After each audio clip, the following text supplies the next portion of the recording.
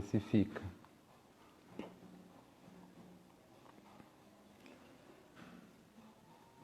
Bom, como vai ficar gravado, eu já dou boa noite para todo mundo que está chegando e para todo mundo que for assistir depois. Eu sou Polly, a gente está continuando aqui com a nossa sequência de lives sobre não monogamia e as suas interseções. Eu sou uma pessoa alossexual, mas hoje a gente vai estar falando sobre assexualidade, que é o outro lado desse espectro. E daqui a pouco a gente deve ter aí, chegando o nosso querido e maravilhoso Nimbus. E aí ele vai se apresentar e me ajudar a conduzir. Deixa eu ver se ele já chegou por aqui.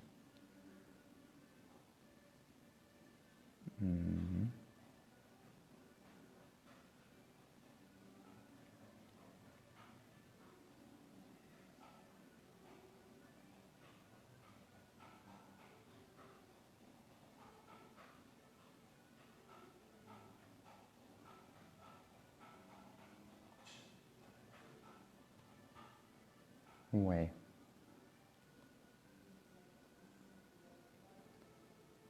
Será que só eu que não tenho habilidade?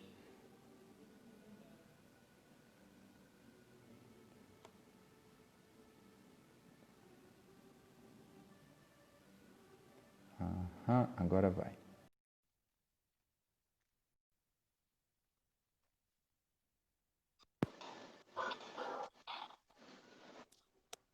Olá, seu maravilhoso, boa noite. Consegue me ouvir? Sim. Não sei se tá certo. Tá certo? Tá certo. Eu acabei de perceber que eu tô...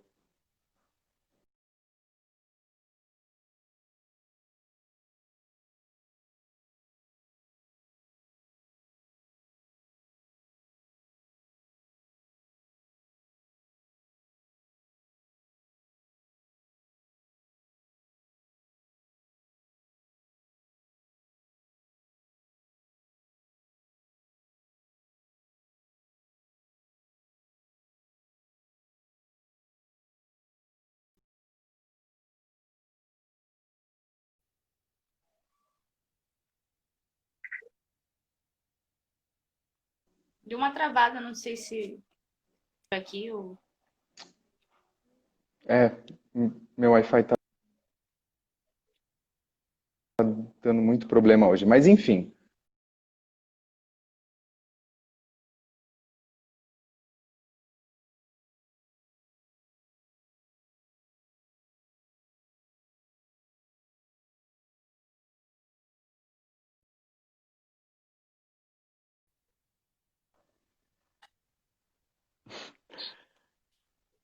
mais um capítulo na história de fazer lives, né? Todo começo de live já pode reservar 5 minutos para as coisas darem tudo errado. Mas pronto, acho que agora eu tô no Wi-Fi, minha conexão tá boa, eu tô te vendo. E vamos que vamos. Oi? Olá. Estou muito feliz que você está aqui, estou muito feliz que a gente conseguiu achar um tempo na nossa agenda para fazer essa conversa. E começa me contando e contando para todo mundo que não te conhece ainda um pouco mais sobre você, sobre a sua arte, sobre a sua vida, sobre, enfim. Oi, eu sou o Nimbus, da página Nimbus Desenhos, ou Mando Tento.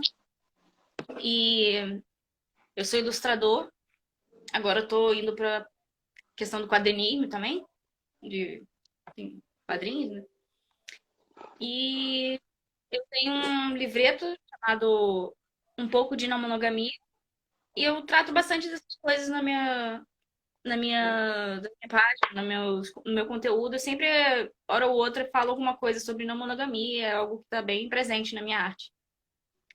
E, bom, acho que por enquanto é isso.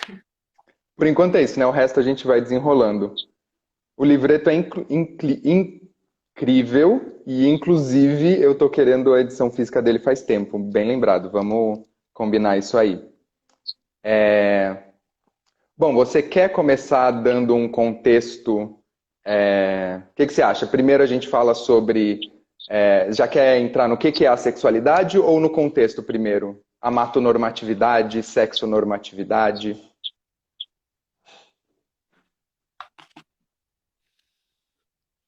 Como você preferir.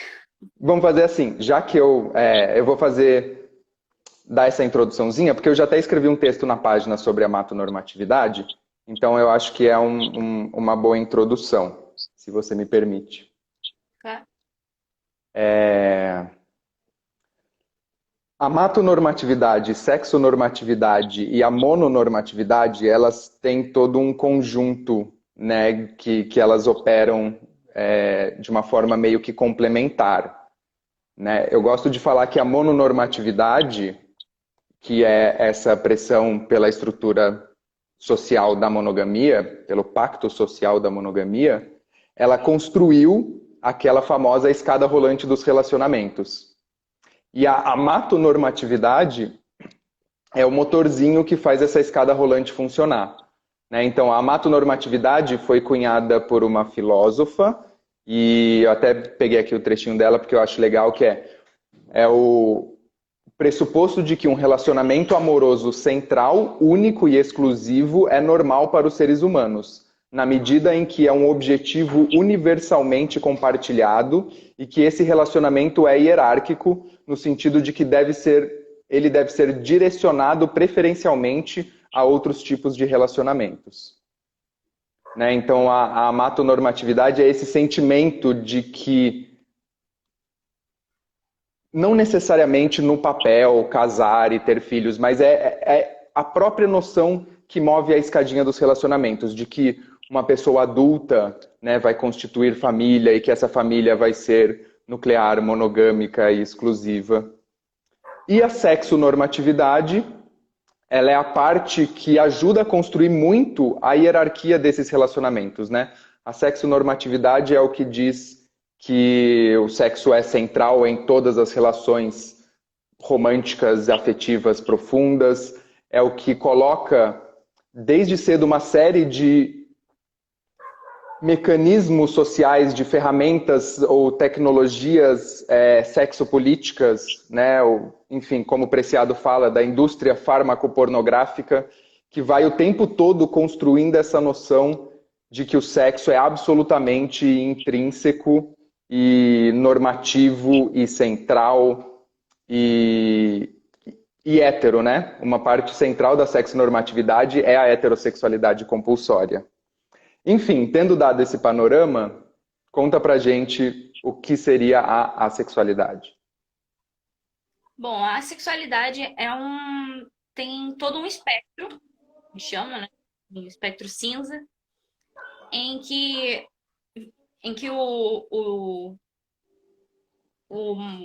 seria um dos lados do espectro é a sexualidade restrita, ou seja, a pessoa que não sente qualquer atração sexual por ninguém, por nenhum gênero, e vários outros no meio do caminho, que são demissexualidade, greysexualidade. Eu me esqueci agora o nome, mas tem um que que é fluido, que a pessoa às vezes tem, às vezes não.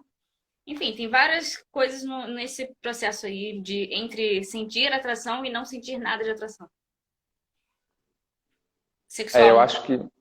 eu acho que é ótimo esse lembrete de que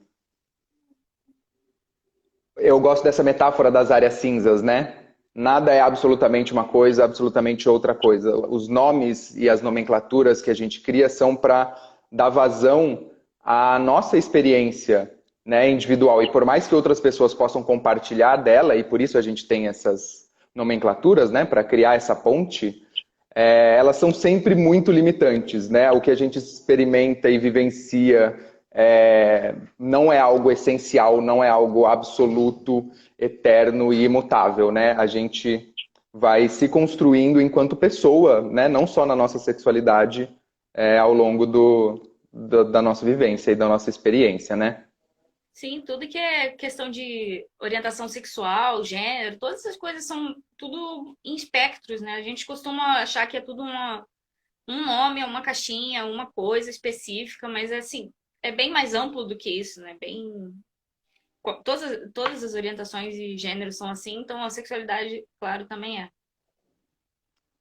E uma coisa que eu acho muito legal que a sexualidade traz, né, para o debate em geral, né, sobre formas de se relacionar, formas de se atrair, é justamente essa possibilidade da gente entender e desmembrar as nossas atrações, né? Então aí entra, tá, o que é uma pessoa? Mas eu li em algum lugar que tem pessoas assexuais que são homossexuais. Existe assexual hétero? Existe assexual gay? Como assim?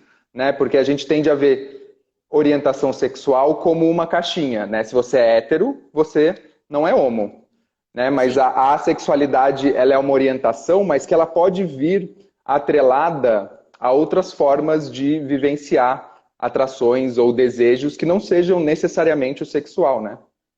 sim, principalmente porque justamente por causa dessa coisa do espectro, por exemplo, todas essas outras sexualidades que não estão no, a sexualidade restrita, todas elas vão ter alguma orientação, alguma coisa relacionada a algum gênero. Então, muitas pessoas, por exemplo, são assexuais e pansexuais ao mesmo tempo, porque elas se atraem por todos os gêneros, mas muito pouco, poucas vezes, raramente. Então, é por isso que elas poderiam ser as duas coisas ao mesmo tempo.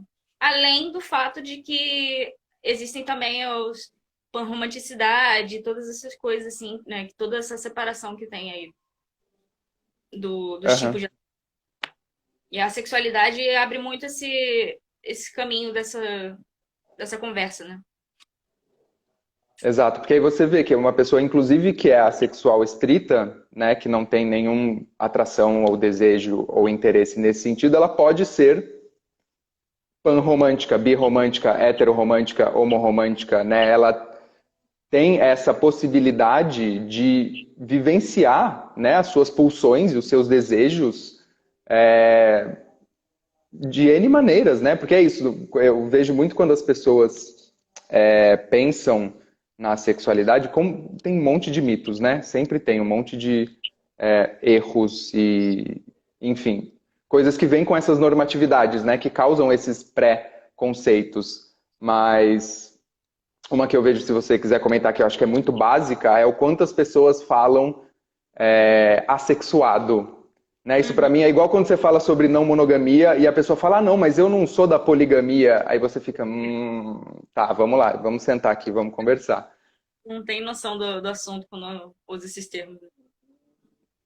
Então, é isso, né? Tipo, o assexuado é um termo que vem da biologia, que tem a ver com, né, enfim, Sim, outras questões, ou que até levado para uma área das ciências sociais, né, a gente pode falar sobre um corpo sexuado, a construção sexual em cima de um corpo, a construção, né, desse corpo sexuado. Mas uma pessoa, né, a gente não diz que ela é homossexuada nem heterossexuada, né? Então ela é assexual. é muito exotificar, né, os sexuais. Sim, sim. Essa é outra questão que, bom, eu já vou entrando nas perguntas, porque tiveram umas perguntas bem legais e eu acho que a gente consegue traçar uns paralelos com isso. Teve uma pergunta, ou na verdade uma pessoa que é assexual e que estava conversando sobre as suas questões e que ela queria que a gente abordasse, e ela falou sobre isso, sobre ou a exotização, ou a romantização, ou a infantilização das pessoas assexuais. Sim, Se sim, você tem. quiser comentar sobre a sua experiência. Tem isso a sexualidade é muito difícil até para as próprias pessoas, né, se identificarem por causa dessas coisas, porque elas pensam, como é que eu vou ser assexual se eu tenho pensamentos em sexo? Como é que eu vou ser assexual se eu me masturbo? Como é que eu vou ser assexual se eu acho bonita uma pessoa? Tem tanta coisa aí que enfiam na cabeça das crianças desde cedo que não tem como, a gente acaba internalizando essas coisas e muitas vezes continuam forçando isso na gente, mesmo depois da gente se assumir, né? Que de toda. todas essas coisas realmente também, de exotificar, de achar que a gente é totalmente uma coisa estranha, né? Chamar assim de assexuado, de não entender de qualquer forma. Ou entende o que que é, mas ainda assim acha, ai, nossa, que fofo, você é tão romântico, só se, principalmente de sexualidade. Nossa, você é tão romântico, você só sente atração por pessoas que você tem alguma coisa. Ah, que legal, né? Que fofo. Mas não é bem assim, né? É só uma questão natural. Por exemplo, para mim é natural. Então, É porque, nesse caso especificamente, as pessoas estão transferindo para a demissexualidade essa carga do amor romântico, né? Que do século XVIII e XIX a gente começa a ter isso como uma norma, né? Não a demissexualidade, mas essa necessidade de formar pares, né? De ter um envolvimento romântico, né? A atração sexual casual nem era algo discutido até pouco tempo atrás, né? E aí hoje as pessoas ainda ficam carregando esse como se fosse um. Teve uma pessoa que falou também como se fosse um estilo de vida, como se fosse assim, não, porque eu, né, é quase uma santificação. E aí tem a outra coisa de como isso contrasta com o mito da monogamia, da não monogamia, né? Não monogamia é putaria, é ficar com várias pessoas. E a sexualidade é ser uma pessoa santa, né, que transcendeu o corpo e que não precisa disso. E aí quando você fala, não, eu sou não monogâmica e assexual, aí a pessoa fica, não entendi. eu não sei se eu esqueci de citar, mas enfim, eu sou uma pessoa demissexual e pratico não monogamia. Eu tenho um relacionamento livre e é, não cabe isso, né? Eu sei que eu sou demissexual, eu sei que eu tô no espectro sexual, mas não é uma coisa como as pessoas imaginam, né? Que seja essa coisa que cabe dentro da monogamia clássica, de que se eu sou demissexual, então eu tenho que me apaixonar por uma pessoa e ter aquela coisa, aquele romance ideal, mas nada Seguir a a ver. escadinha. Mesmo se... Hum? Tem que seguir a escadinha, né? Que fofo, É, eu, você valoriza a escada, é isso que as pessoas leem, né? é, por exemplo, eu como demissexual já me relacionei com diversas pessoas em que não era uma questão romântica, sabe? Era uma questão de, é um amigo, é uma coisa mais platônica, mas diferente, fora dessa caixinha do romance, né? Então, realmente não tem nada a ver uma coisa com a outra.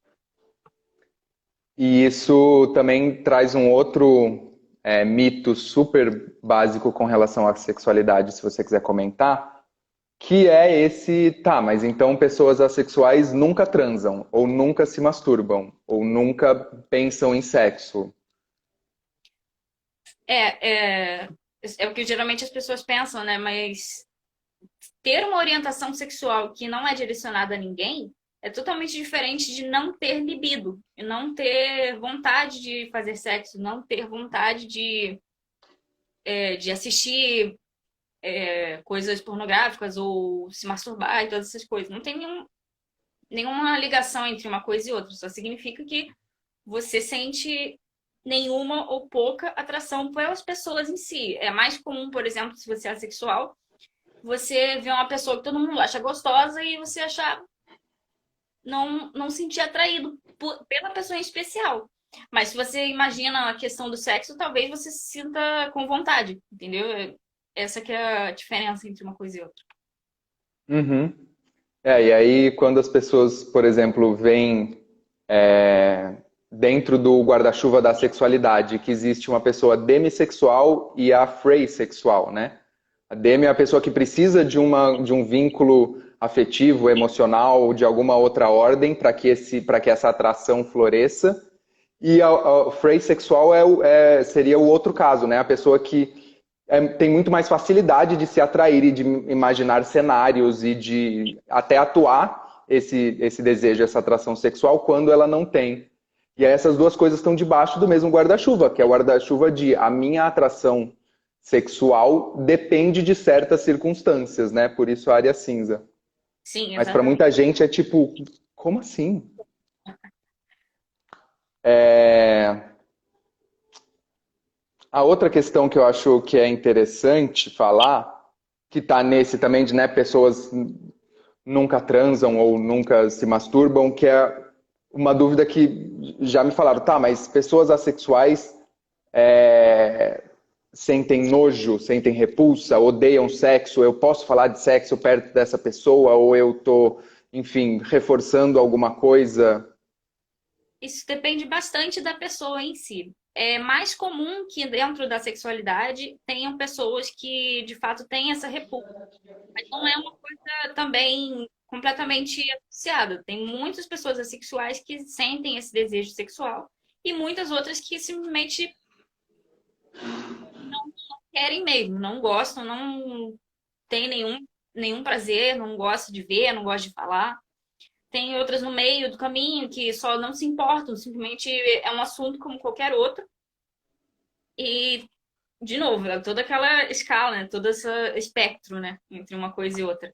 E isso também pode acontecer até em outras sexualidades. Não é relacionado mesmo com a orientação. Muitas pessoas podem simplesmente não gostar de sexo mesmo sentindo atração por várias pessoas, né?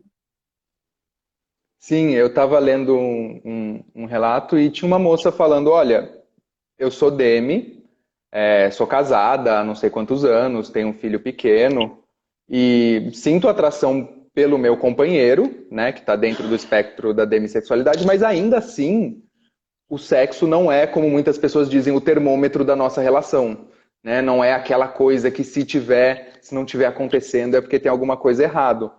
E aí eu acho que muita gente ainda vê, por causa da sexonormatividade, né, que o cristianismo ajudou muito a colocar, né, o sexo como algo natural, intrínseco, biológico, instintivo, porém sujo, imoral e tabu, né? Então você cria essa dualidade e aí muita gente tende a ver como um tipo, tá, mas é biológico. Em algum tempo seu corpo não começa a doer, você não começa a sofrer. E aí as pessoas, né, perdem essa noção de que tudo que a gente cria, né, o ser humano é um ser cultural e social. Né, e a gente tem a capacidade de canalizar a nossa libido para uma série de outras coisas.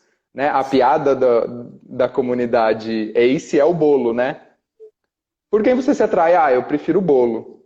É, E que é uma metáfora simples, né, para o prazer de, por exemplo, comer alguma coisa gostosa, mas a gente pode ter uma série de prazeres sensuais, românticos, afetivos e sexuais dançando ou assistindo um filme de conchinha com uma pessoa, né? As pessoas perdem de vista que a nossa libido é fluida e consegue se alimentar e se trocar de várias situações, né?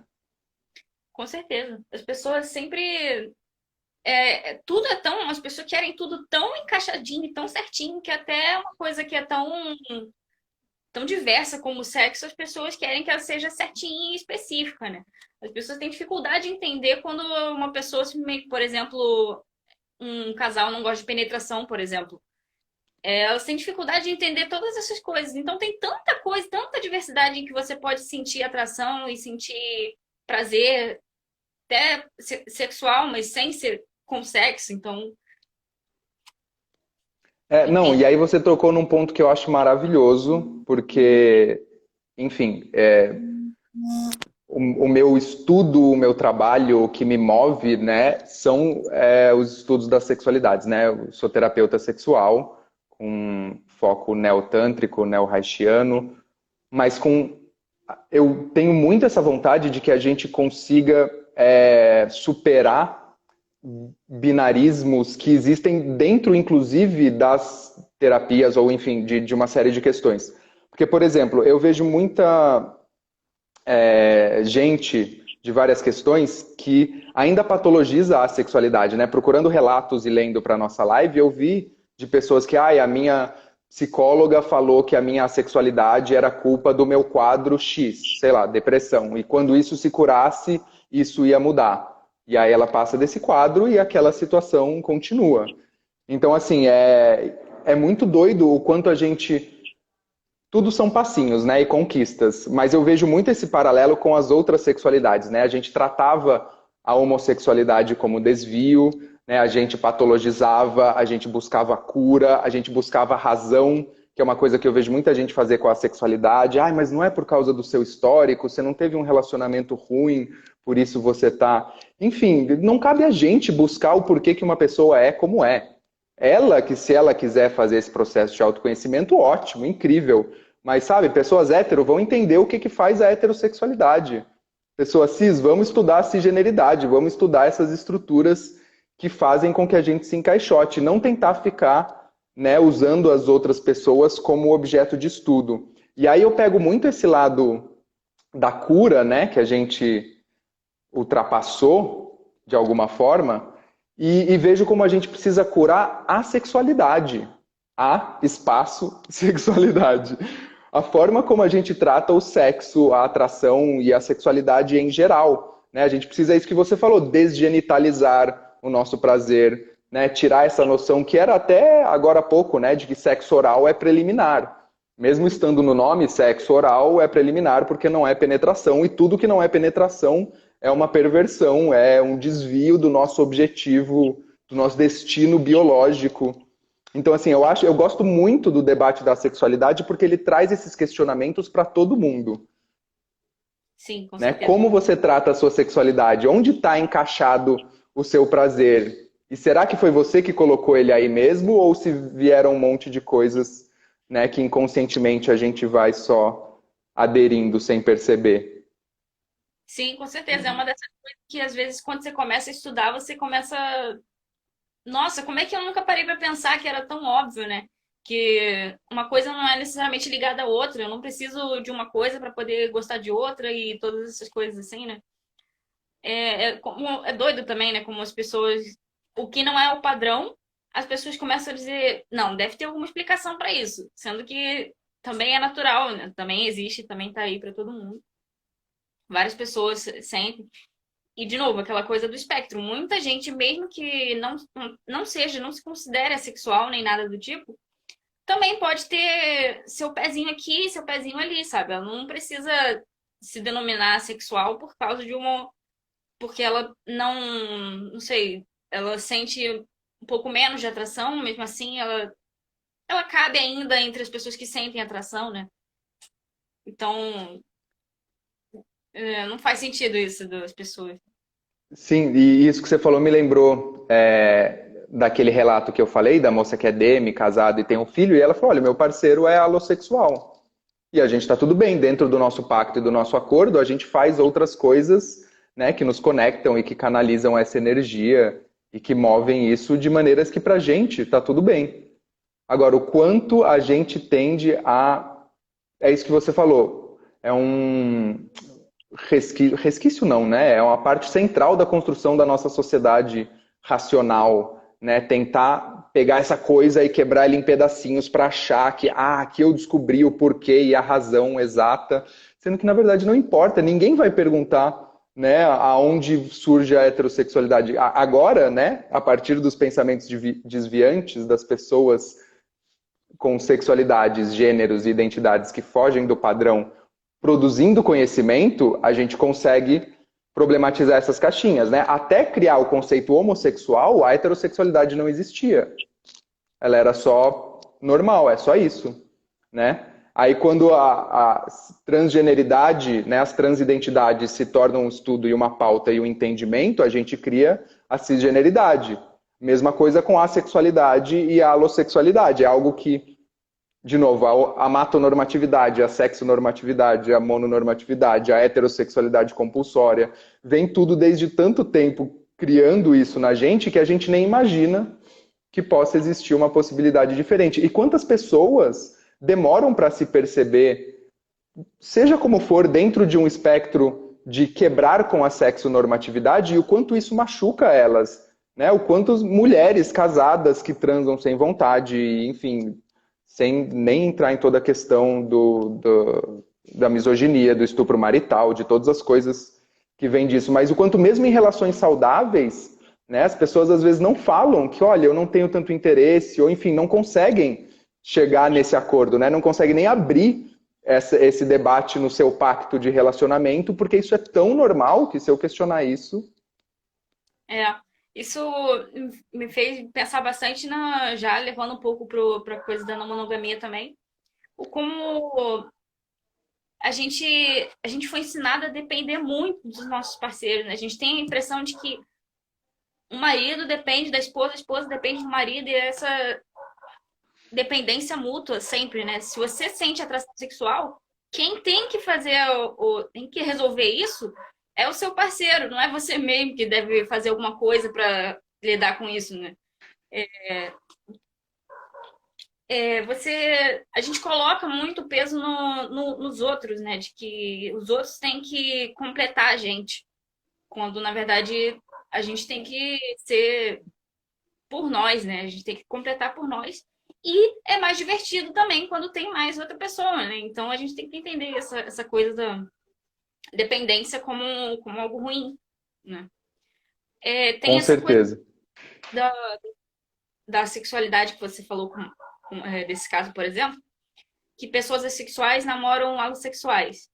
E muito do que as pessoas não conseguem compreender como isso é possível também está atrelado à monogamia, né? De que como é que é possível uma pessoa sentir atração sexual se a outra não sente? Então, não entra na cabeça dela que existe, por exemplo, a possibilidade da pessoa se relacionar com outra pessoa alissexual. Não existe essa possibilidade. Então, é muito, muito monogâmica essa noção de que a sexualidade não cabe em nenhum relacionamento, não tem como. Porque afinal a minha sexualidade é do outro, né? Ou enfim, é para o outro resolver. Assim como ciúmes, né? Essas questões de posse e de fusão das identidades, é porque se eu tenho algo, você tem que fazer algo a respeito disso, né? Se torna essa dinâmica, como você disse, dependente, né? Nociva. E aí eu acho que essa né, já é a entrada para uma pergunta que fizeram que é muito válida, que é pessoas assexuais têm tendência à não monogamia? Não, é como todo mundo tem, ninguém tem a tendência natural, biológica para não monogamia. Isso é uma coisa que as pessoas têm que chegar, às vezes elas chegam no seu próprio entendimento de que a monogamia não faz sentido para ela, enfim. Não tem nada de tendência para ninguém, então para os assexuais também não. Só, assim, tem essa coisa do como é que vai se relacionar se for tem que ser sempre não monogâmico? Não, claro que não. Primeiro, porque uma sexual pode se relacionar com outra sexual monogâmica tranquilamente. Segundo, porque tem mais essa outra coisa também, de uma sexual pode se relacionar com uma sexual monogamicamente se tiver conversa, sabe? Se tiver essa troca de experiências, de ações, se elas se conseguirem se adaptar à forma de um e do outro se relacionar. Então, como é que, por exemplo, uma pessoa solteira pode passar tanto tempo sem sexo também? Acontece, né? Existe. A gente não é tão instintivo assim como as pessoas tratam, né? Não é uma coisa que se você não fizer sexo, você vai morrer. As pessoas às vezes tratam assim de uma forma muito. O sexo é a coisa mais importante do mundo para quem é homossexual. Também não. Não é. Tem milhares de outras formas de se saciar, né? Então faz sentido a pessoa sexual ser tão tendente à não monogamia quanto qualquer outra. Sim, é que a sexonormatividade vai fazer com que as pessoas criem esse sentimento, né? E a própria escada rolante dos relacionamentos, o nível zero, estar fora da escada, é ser uma pessoa solteira, né? Então é tipo, nossa, você ainda tá solteira, enfim, esse tipo de comentário que coloca realmente, né, essa centralidade de um relacionamento afetivo, romântico e sexual como objetivo de qualquer pessoa normal, qualquer pessoa sadia, saudável, adulta, enfim. Como se. Aí, de novo, a gente cai naquela questão da infantilização. Ah, quem não gosta de sexo é quem, sei lá, né, qualquer coisa, quem é criança, quem tá nessa fase. Então você deve. Enfim, aí vem a patologização de querer. Mas eu escrevi um texto na minha página, um dos primeiros que eu escrevi, que é sobre não monogamia e bissexualidade. Que é exatamente isso. Eu acho que o resumo que você fez é perfeito. Não existe tendência para ninguém, né? Uma tendência essencialista e biológica. Você pode ter uma tendência a partir das suas vivências, dos seus entendimentos, né? O seu acesso, né, a certos conteúdos, o que te fez refletir. Então a bissexualidade dentro da monogamia a monogamia impõe às pessoas bissexuais uma certa repressão da sua sexualidade, né? Sem contar a heteronormatividade e, enfim, a invisibilidade das pessoas bi, mas a monogamia pressupõe uma escolha, né? Então eu entendo que pessoas bissexuais possam acabar refletindo sobre isso por causa dessa questão. Assim como pessoas assexuais podem acabar refletindo por causa justamente dessa reflexão sobre o que é importante para mim numa relação, quais os tipos de atração que eu sinto, enfim, como o que eu quero, o que eu posso dar nesse relacionamento, como ele me supre. Então essas são questões que podem levar a uma desconstrução da estrutura da monogamia, porque a monogamia, pum, coloca isso tudo em uma caixinha e fala, toma, entrega para essa pessoa, ela tem que te satisfazer emocionalmente, psicologicamente, te incentivar no seu trabalho, te dar independência, ter um sexo incrível, ser engraçada, gostar das mesmas séries, né? Aí a gente tá, pera, calma, eu acho que isso não faz sentido. Aí você pode chegar na não monogamia por esse lado, mas dizer que é uma tendência também me dá esse tipo, não, calma, não vamos essencializar esse debate. E essa coisa da tendência dificulta muito das pessoas quererem se abrir também a essa possibilidade. Porque elas pensam, eu não nasci para isso. Então, para mim, não serve. Sendo, não, isso atrapalha demais, né? A percepção das próprias pessoas, o conhecimento de novas experiências, todas as coisas, porque elas ficam com isso na cabeça de que elas não nasceram para isso e quem nasceu para isso tem uma facilidade incrível, sendo que não é. Para a maioria de nós foi para a passagem de perceber que a monogamia não fazia sentido. Pode ser muito dolorosa, pode ser muito exaustiva e toda essa coisa. Não existe uma tendência mesmo, não existe uma facilidade. Assim, no máximo, existem algumas pessoas que, de fato, não sentem essa dor, não passam por esse momento de crise, mas não é uma coisa biológica, não é uma coisa que está no sangue, no DNA das pessoas. Porque, Sim, justamente, a economia é extremamente uma construção, né? Relativamente nova até. eu gostei muito dessa sua fala porque fazendo um paralelo com a não monogamia, é como se, puxa, você sempre foi assim, você, enfim, então para você é fácil, como se a gente conseguisse virar uma chavinha na nossa cabeça e como se a gente não tivesse sido criada na mesma sociedade que as outras pessoas, né? Numa sociedade mononormativa, com uma heterossexualidade não só compulsória, mas muito encaixotadinha e muito rígida. E, não, para você é muito fácil, porque, enfim, né, esse paralelo que, de novo, também pode ter a ver com a santificação das pessoas assexuais, né? Não, você é não monogâmico, você é muito evoluído. Você é assexual, você é muito evoluído. Eu não, eu gosto de putaria, eu jamais conseguiria. Então, assim, eu vejo que as pessoas às vezes tentam proteger a sua identidade, né? Quando alguma coisa muito não normativa entra em contato com a sua bolha.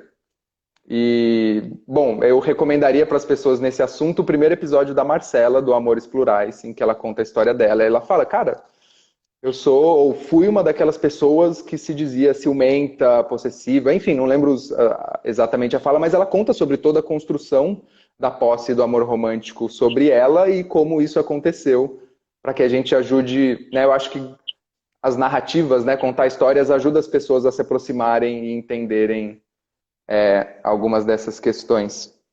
Olha, se você quiser me contar um pouco mais sobre a sua vivência da demissexualidade, da não monogamia, eu vou tentar dar uma lida aqui nos comentários, porque é muito difícil acompanhar comentários e ver se tem alguma coisa para a gente trazer. Beleza. Bom, eu comecei com a monogamia, assim, meio.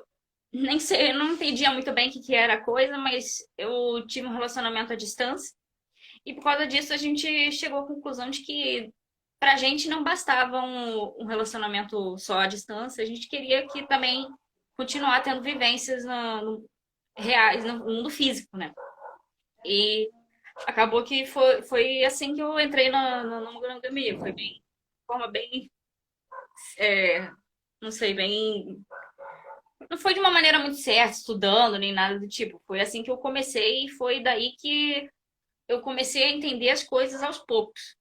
Porque depois disso eu comecei um outro relacionamento ao mesmo tempo.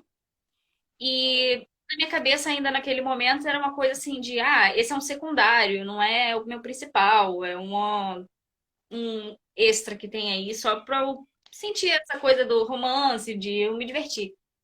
Mas aí, com o tempo, eu fui percebendo que não era bem assim. Eu podia sim sentir uma atração romântica e sexual e afetiva, tudo isso igual para mais de uma pessoa. Não era uma coisa que eu tivesse que fazer uma hierarquia nem nada do tipo. E depois disso, eu passei bastante tempo assim nesses esses dois relacionamentos. E pelo fato de eu ser demissexual, não sentir vontade de me relacionar com outras pessoas. Não sentia atração por outras pessoas e para mim estava suficiente os relacionamentos que eu tinha. Acabei que eu passei por muitos anos só nesse relacionamento, eu à distância e mais minha namorada. Só nós dois, sem essa coisa sem bater de frente com essa coisa de eu tenho dois relacionamentos. Então, por bastante tempo continuou assim, tranquilo. Mas houve um momento em que eu fui pessoalmente visitar a minha namorada à distância. E a outra namorada foi junto comigo. Então foi a primeira vez em que a gente realmente percebeu que, nossa, isso aqui é real, a gente está vivendo isso. Eu tenho dois relacionamentos. E nesse momento, para mim, era muito complicado. Eu achava que ia ter uma rivalidade, achava que ia ter uma coisa assim de, ah, tem ciúme, eu não sei se eu deveria me aproximar na frente do outro, um do outro, enfim. Tinha essa coisa de eu achar que não ia ser legal uma pessoa ver a outra, né? Mas depois dessa viagem já comecei a entender melhor, comecei a melhorar. E numa segunda viagem, nós fomos juntos de novo. Fomos eu e minha namorada de novo até o Rio Grande do Sul ver minha outra namorada. E dessa vez já foi muito mais fácil pra gente. Nós três juntos ali, já tendo alguma intimidade, a gente já tinha alguma proximidade nós três, então foi bem mais tranquilo, bem mais suave. E depois desse tempo, já depois de algum tempo, eu comecei a me abrir um pouco mais para tentar ver se eu gostava de ficar com pessoas que eu não tinha essa atração, assim, que eu não sentia realmente uma paixão, alguma coisa assim. Porque até o momento eu nunca tinha experimentado e eu nunca tinha pensado nessa possibilidade, não era o que me atraía. Mas eu pensei, por que não experimentar? E aí foi quando eu comecei a sair com outras pessoas, sair por sair mesmo. Não era algo assim que eu realmente percebi, assim, não é algo que não é pra mim. Eu realmente prefiro estar com alguém se eu tiver uma atração, se eu tiver essa afetividade, se eu tiver mais intimidade com a pessoa. Eu não me atra... não curto muito essa coisa de ficar com alguém que eu não tenho nada, não tenho nenhum afeto. Mas, enfim, já depois disso já estive com várias outras pessoas, eu me abri também é, a amizades mais especiais e todo essa possibilidade de relacionamentos que não são namoros em si, mas também não são só uma ficada, são uma coisa assim mais aberta, né? Mais, enfim, não cabe nessas caixinhas que a gente sempre tenta botar nas coisas. Até porque quase nada cabe nessas caixinhas, né? Se tá cabendo é porque tem alguma coisa errada. A gente tá cortando muita aresta para fazer caber nessa caixinha aí. Mas você falou, me lembrou, né, quando você falou sobre, olha, sou demi, mas tentei ficar com pessoas com quem eu não tenho um vínculo afetivo profundo. Me lembra do quanto a gente não consegue separar a orientação ou, enfim, o nosso sentimento da nossa prática. Né? Então, tipo, alguém vai ver você ficando com uma pessoa, ah lá, falou que era demi, tá ficando com uma pessoa. Ou, enfim, uma pessoa que se considera hétero, mas que foi massacrada pela heterossexualidade compulsória e nunca refletiu sobre isso, vai ficar com uma pessoa para ver o que ela sente. Sabe, tipo, a gente não tem flexibilidade, essa oportunidade de vivenciar, de experimentar, que eu acho que é essencial. E aí o que você falou sobre o primeiro encontro é muito isso, né? Eu acho que muitas pessoas que já tiveram essa experiência vão relatar alguma coisa mais ou menos parecida de a gente não tem protocolos sociais para lidar com essa situação. E não só a gente não tem, como todas essas normatividades colocam um monte de ansiedades, né? Um monte de caramba, eu não deveria estar fazendo isso. Mas agora, e se eu der atenção para essa. Mas eu dei muita atenção para essa, será que você vai se sentir excluída? Enfim, a gente tem um monte de preocupações que no começo geram esse sentimento de caraca, não tenho ferramentas para lidar com essa situação, mas que elas se dissolvem de um jeito tão simples que você fala, nossa, é aquilo que as pessoas falam. É importante estudar na monogamia, é importante pra caramba ter conceitos, ter embasamento, ter coisas que ajudam a gente a evitar buracos, evitar umas armadilhas que a gente talvez não tivesse consciente. Mas tem um monte de coisa que você acha que vai ser na sua cabeça e que na prática são outras coisas. Você não sabe como você vai reagir a uma situação até que ela aconteça, né? Sim. A gente tá assistindo, a gente tem tá assistindo filmes e séries e tá lendo sobre romances monogâmicos e tá seguindo todas essas coisas. A gente tá vendo nossos, a maioria das pessoas estão vendo os pais e avós e tios e todo mundo seguindo essa coisa monogâmica. Tudo a gente pensa que vai ser de uma determinada forma quadrada, mas não é bem assim, né? Quando a gente vivencia, a gente percebe que é diferente, não é assim. De novo, a gente cai no famoso eu não conseguiria. Não conseguiria o quê? Você nem sabe o que que é, né? Futuro. Eu vou dar uma lida aqui nos comentários, porque foram muitos e tem alguns muito bons, e aí você pode ir comentando conforme você quiser. Eu vou de baixo para cima, porque esse chat do Insta não foi feito para a gente interagir nas lives.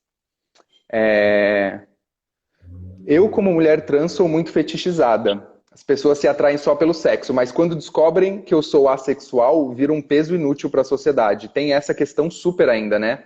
Dos corpos negros, dos corpos trans, dos corpos que são vistos como, né, hipersexualizados ou que são hipersexualizados pelo olhar da sociedade, são fetichizados.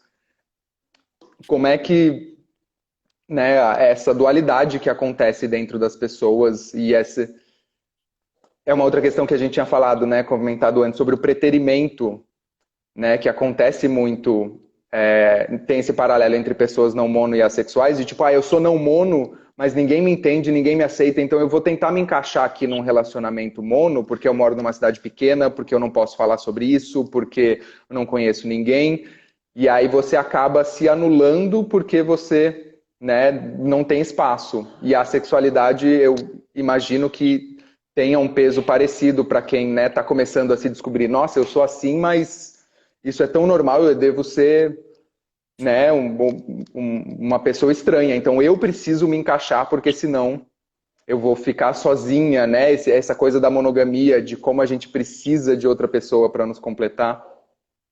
Essa coisa da dualidade tem estranha, é bem esquisito mesmo, como as pessoas botam estereótipos completamente opostos da mesma pessoa, às vezes, né? Então, eu, como uma pessoa demissexual e monogâmica e bissexual, as pessoas não entendem nada, né? Porque como é que você pode dizer que você é demissexual? Teoricamente, você teria que ser uma pessoa super romântica e grudenta, não sei o que elas pensam disso. E como é que você pode ser bissexual? Você vai querer, você tem uma libido super alta, quer transar com todo mundo, quer sair com todo mundo o tempo todo. É, as pessoas enxergam uns estereótipos muito nada a ver, contraditórios na pessoa, e nesse momento ela entra em parafuso. Como é que uma pessoa consegue ser duas coisas duas coisas totalmente opostas na cabeça dela, né? E essa coisa Sim, de trans e ser fetichizado, pelo menos eu acredito que o meu caso, como pessoa designada mulher, é o oposto. As pessoas não me veem como uma coisa, uma pessoa sexual, ela vem mais como uma, não sei, deu uma infantilizada que combina com a demissexualidade também. Então, eu não saberia, mesmo assim, mesmo também sendo trans, eu particularmente não entendo não entendo o. Eu não vivo e não compreendo exatamente esse outro lado, né?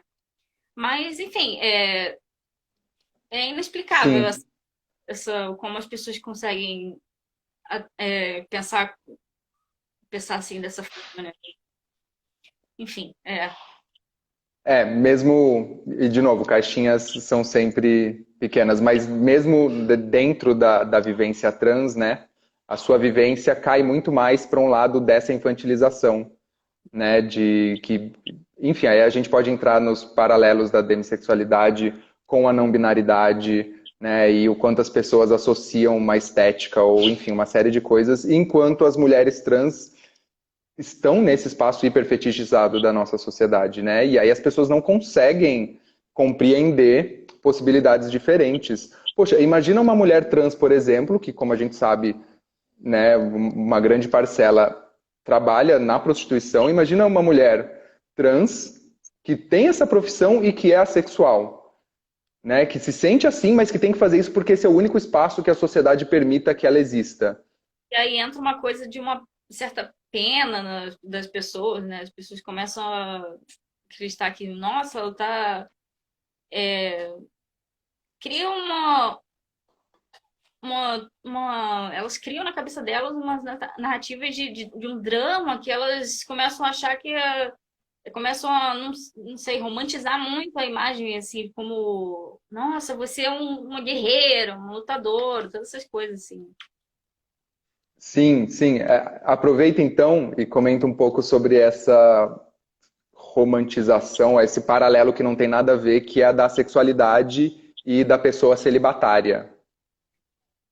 Sim, tem isso também, né? As pessoas acham que a sexualidade é você negar o sexo, negar a atração sexual, sendo como se é um natural seu sentir uma atração sexual, mas você está forçando a não ter.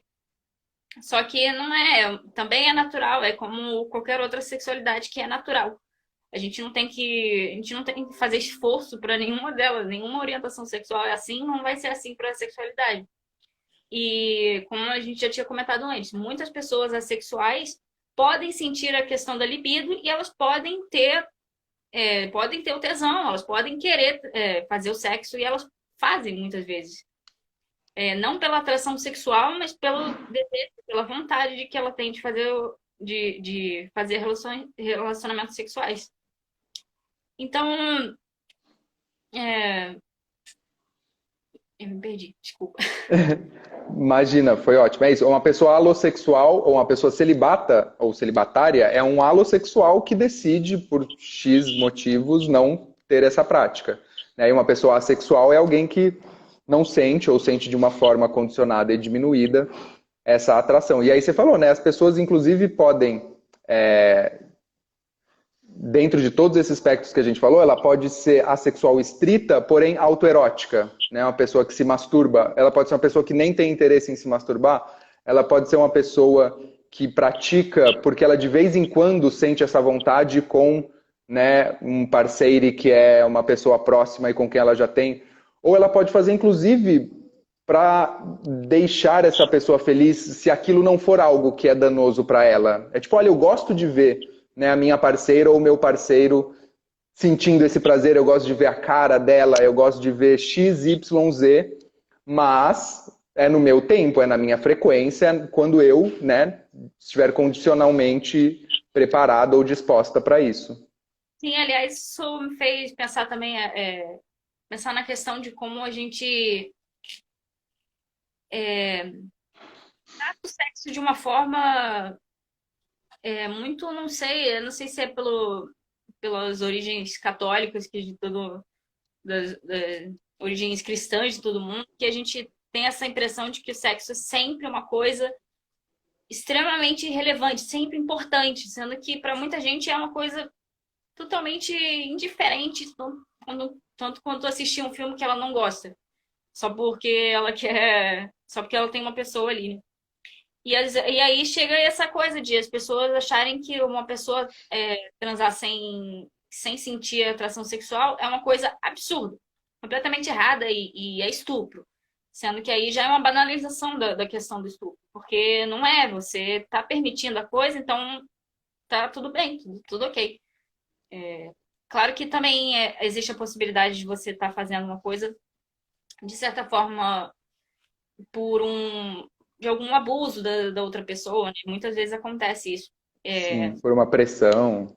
Uma pressão de outros parceiros, de outras pessoas, você fazer sexo sem vontade e isso ser danoso para você. Isso com certeza existe. Mas não é automático, não é porque você faz, não é porque existe essa condição de você não querer, de você não sentir esse grande desejo que vai ser uma coisa horrível para você. Muitas vezes não é, uma coisa tranquila. Inclusive, para essa questão que você falou também do trabalho, por exemplo, se ela está trabalhando, ela está trabalhando. Nem sempre a gente acha, a gente vai gostar do que a gente está fazendo enquanto trabalha, mas é trabalho, é uma questão que está ali, né? A gente precisa, às vezes, precisa seguir em frente, né? O problema é o trabalho sempre. Nós, sociedade, ainda não retiramos o sexo do altar dos relacionamentos íntimos, afetivos e amorosos. O falocentrismo também segue muito forte em nossa cultura, arte e experiências. Tem tudo a ver com a construção da sexonormatividade, com a questão dos papéis de gênero e, enfim, um monte de coisas que a gente vai abordar. Gente, sexta-feira, mesmo horário, 7 horas da noite, tem um encontro no Zoom sobre não monogamia e a sexualidade para a gente pegar esse papo aqui e conseguir desenvolver mais com vocês. Eu acabei sempre sendo empurrada para não monogamia, porque como eu não conseguia satisfazer sexualmente a pessoa, acabávamos abrindo a relação, mas isso sempre foi só um passo para o término. Isso foi uma questão, não lembro se eu cheguei a comentar, mas passou pela minha cabeça, que também tem essa questão das pessoas se forçarem. É uma problemática, inclusive, muito comentada no meio assexual sobre que elas têm essa visão acaba acontecendo essa questão da monogamia das pessoas acharem que é uma coisa que as pessoas têm que aceitar. Porque se você é assexual, você tem que aceitar que o seu parceiro vai transar com outras pessoas. Não acho que seja assim, não é assim. E mas é complicado, também bate muito na coisa da, da gente ter que, um pouco, de certa forma, se livrar da questão monogâmica, né? Então, é um assunto complexo, de fato. Existe muito dessa coisa das pessoas forçarem as outras na monogamia, quando não é uma coisa que se força, é uma coisa que a gente tem que aprender por nós, a gente tem que estudar e nos identificar por nós mesmos, não é uma coisa que os outros vão impor na gente. E é mais uma vez É. uma das formas de exfobia, né? Das formas de sexonormatividade, né? O primeiro passo é a gente lembrar que a gente não tem que nada, Sim. né? Mas o quanto a gente, qualquer pessoa que está fora da estrutura normativa tende a ter essa, em algum momento ou de alguma forma, esse sentimento, poxa, de já que eu sou assim, eu preciso também entender a outra pessoa. E tudo bem, relações são negociações, mas o entender a outra pessoa é diferente do se forçar uma coisa que você talvez não tenha capacidade de lidar nesse momento. Né? Eu Exato. gosto da limitações, né? Eu estava conversando, acho que foi com o Eduardo no último Zoom, de trocar a palavra limites por limitações, né? Porque limitações são coisas que eu tenho, me parece, né? Mas assim, algo, olha, nesse momento, seja lá pelo que for, olha, por um histórico de relações, por causa de uma outra coisa, eu não consigo viver essa relação. Eu preciso trabalhar outra coisa para conseguir ter essa abertura, esse diálogo e tá tudo bem.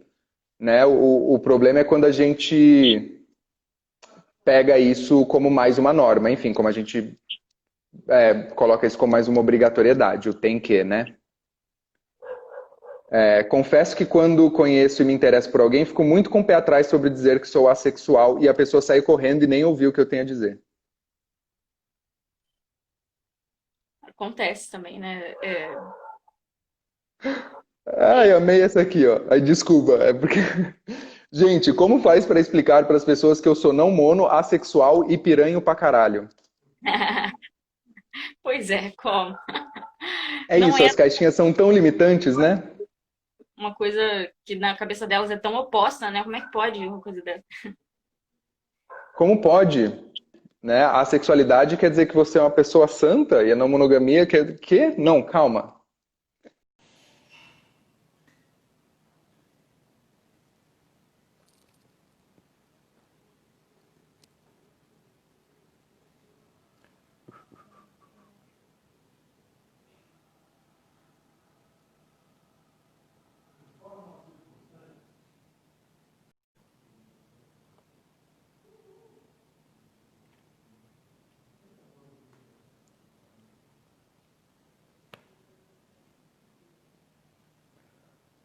Olá, pessoas sobreviventes.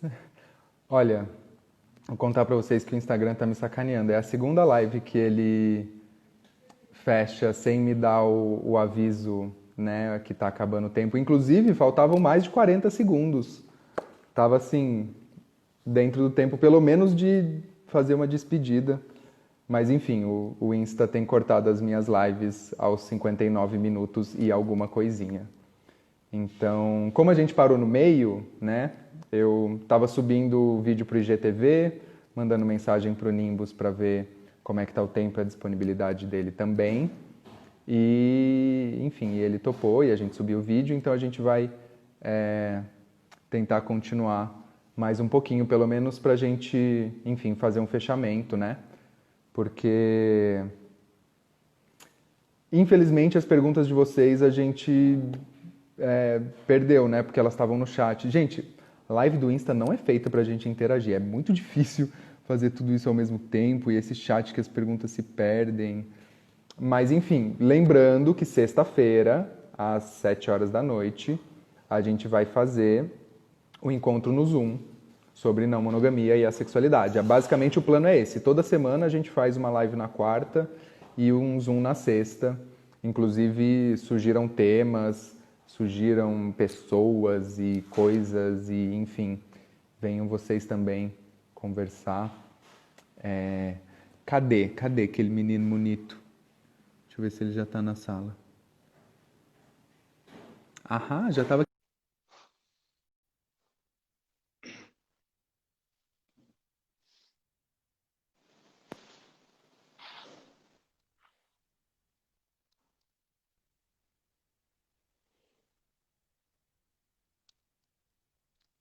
Alô, alô? Vixe, sua tela tá preta. Brown, brown, brown.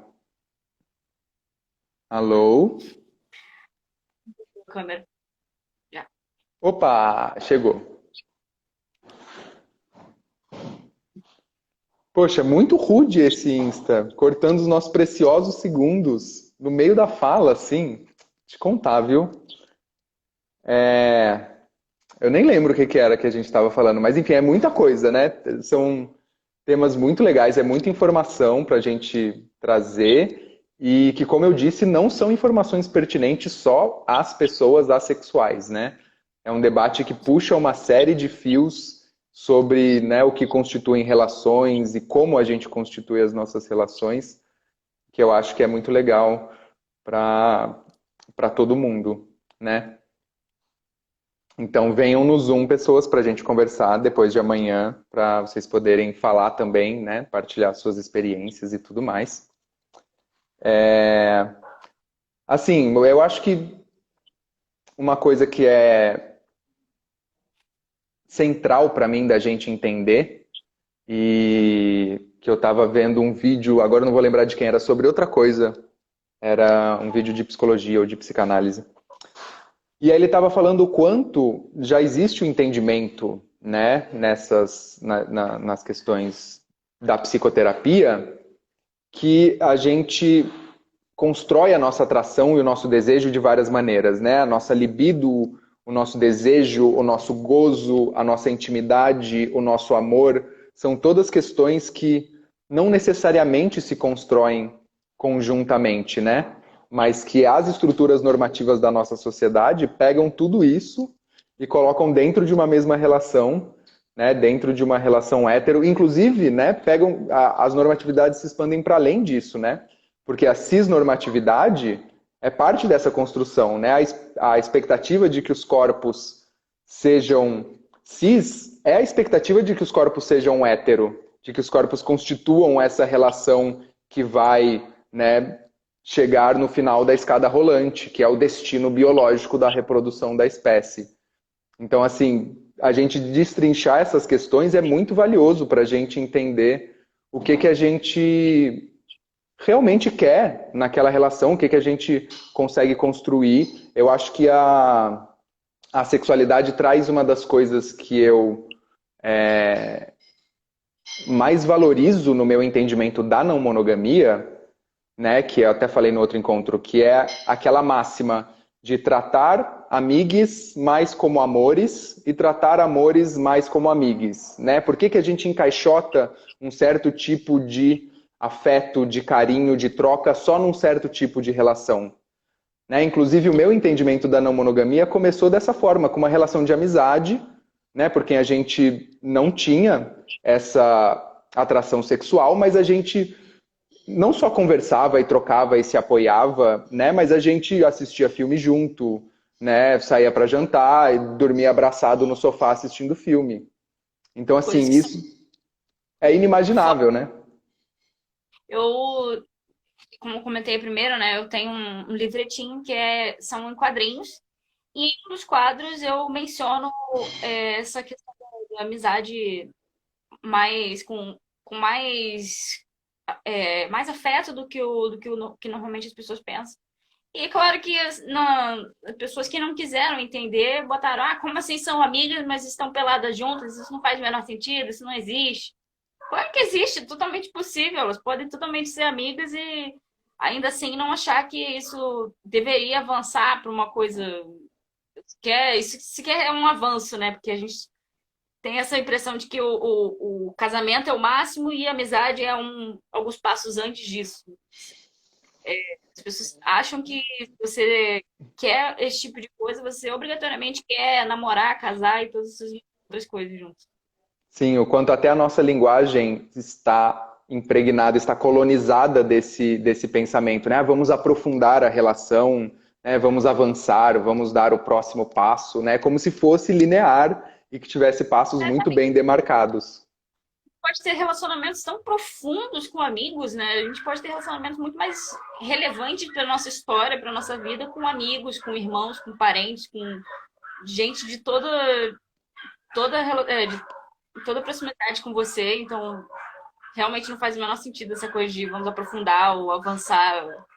Sim, inclusive o outro argumento, a outra parte desse argumento, né, é tipo tratar nossos amigos mais como amores, perceber que a gente pode dar carinho, romance e afeto também nas nossas relações de amizade. Mas isso que você levantou traz o outro lado, que é tratar amores mais como amigos, no sentido de que nas relações de amizade a gente tende a se permitir, né, ser mais autêntica, né? Porque como a gente tem essa questão dos passos exatos da estrutura linear, muitas pessoas é aquele no começo de relacionamento ela é uma pessoa e depois do relacionamento é outra, né? Por quê? Porque ela não consegue, né, ter essa liberdade. Quando uma pessoa com quem a gente tem uma relação de amizade fala, cara, não gostei disso que você fez, eu acho que você mandou meio mal. A gente tende a receber isso muito melhor do que quando a gente recebe dentro de uma relação, né, romântica, afetiva, sexual. Por quê? Porque a gente não consegue, né, meio que entender essa dinâmica. Enfim, eu acho que é muito legal a gente desconstruir e perceber que a gente pode e deve, né, ter essa abertura e essa autenticidade independente da natureza dessa relação. Exato. Fundamental essa questão de você dizer o que te incomoda, o que não incomoda, e isso é totalmente apagado na normatividade. Né? É isso, né? Porque todas as regras já estão dadas, né? Todo mundo acha que está usando as mesmas regras, porque as regras são as mesmas para todo mundo, né? E por isso eu não preciso conversar, quando na verdade é É, justamente o oposto.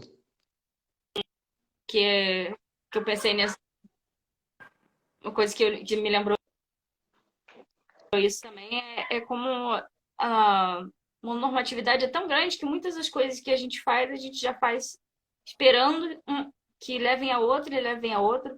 Quando, por exemplo, uma pessoa vai negar não quer ficar com uma outra. Ela diz, eu tenho namorado.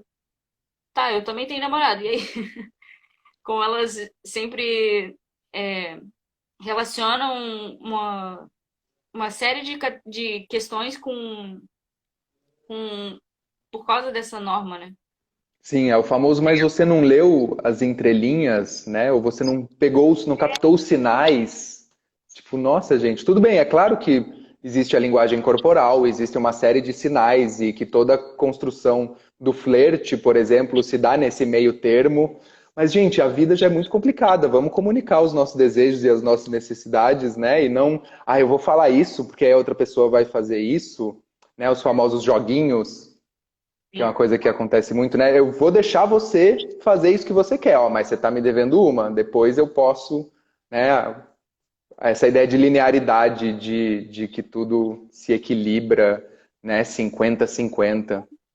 O ser humano é complicado pra caramba, né?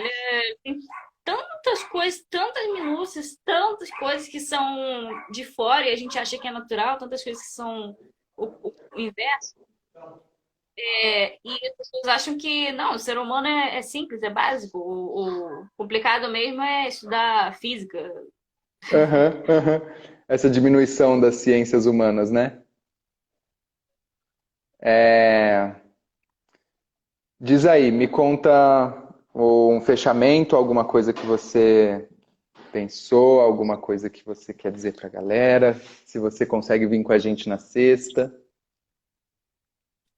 É, eu vou ver se dá na sexta, se estiver tranquilo, eu aviso.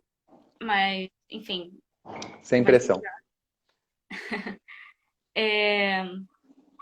Bom, para finalizar, não só convidar as pessoas a seguirem minha página e conferirem. Eu publiquei hoje mesmo nos meus stories, eu publiquei, botei o link para poderem ler,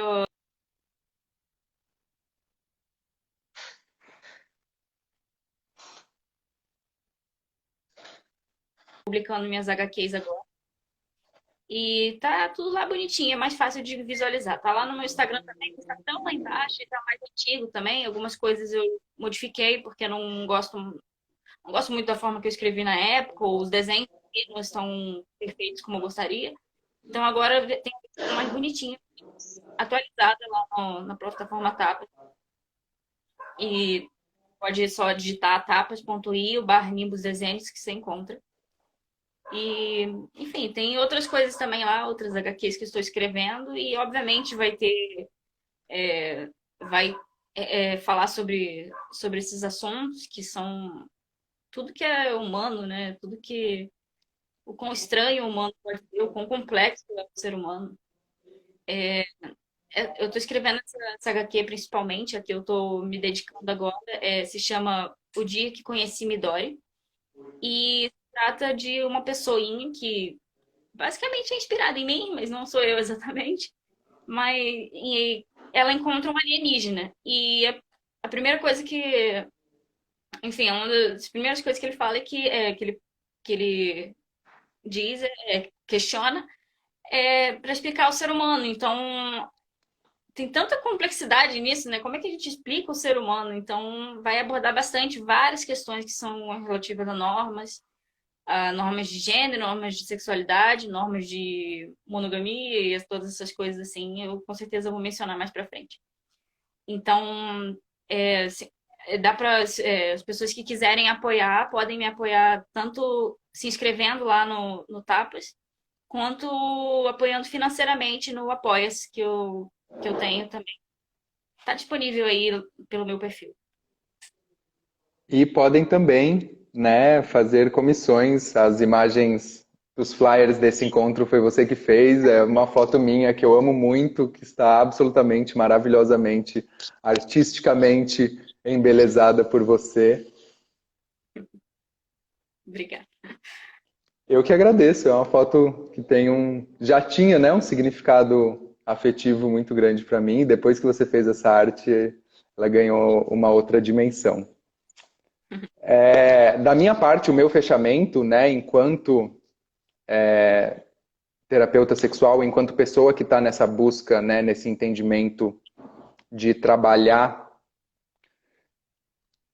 entre muitas e muitas aspas, né, porque eu não acho que de novo, não é cura. Trabalhar com a terapia sexual, né, o meu lembrete, o meu pedido é para que as pessoas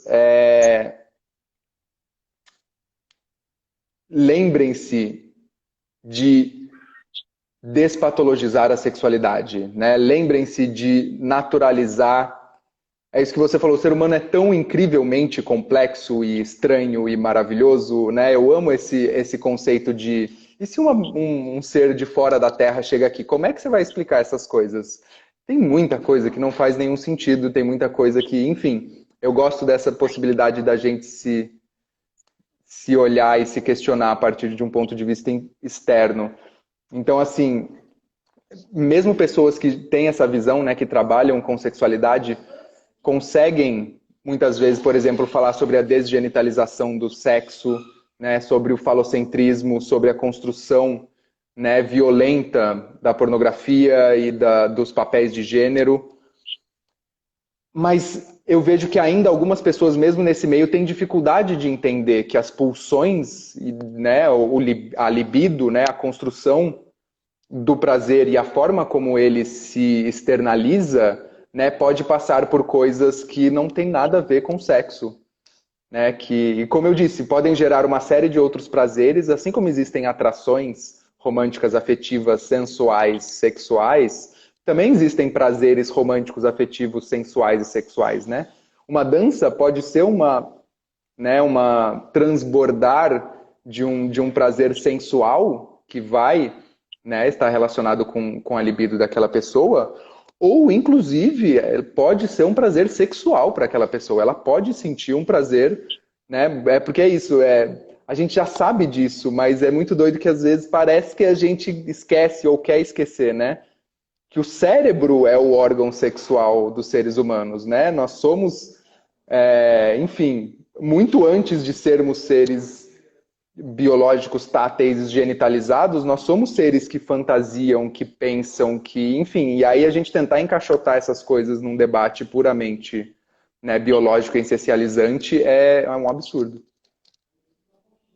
Eu tava pensando até como a gente acha que o mais complexo é só o que é construído socialmente, mas a nossa própria biologia é complexa pra caramba também.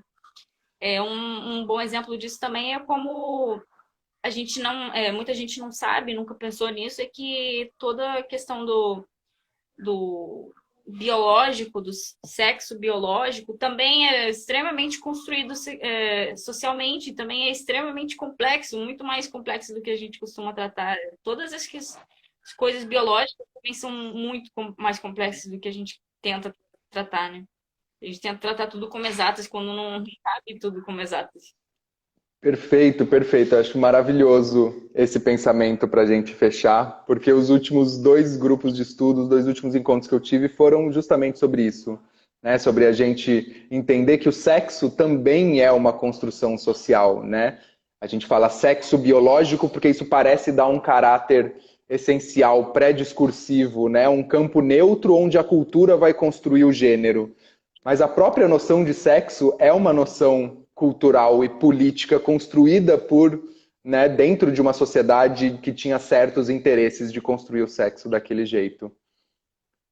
Então vamos parar de normalizar as coisas, vamos parar de biologizar as coisas e venham nos encontrar sexta-feira, às 7 horas da noite. Sigam Nimbus, apoiem essa pessoa incrível, esse artista maravilhoso. E a gente se vê na sexta.